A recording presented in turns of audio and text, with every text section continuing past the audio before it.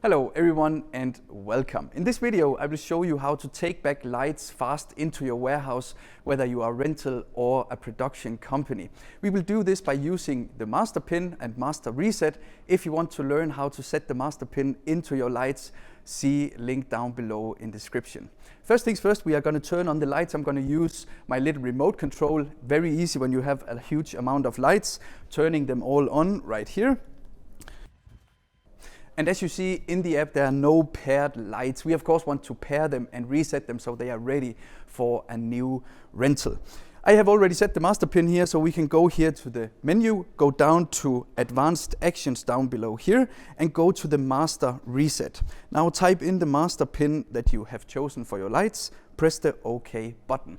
Now all the lights will start to flicker right here, and now the little helpful tool will be the little remote control. Press the on button and confirm. This is a way to confirm the Master Reset and the pair.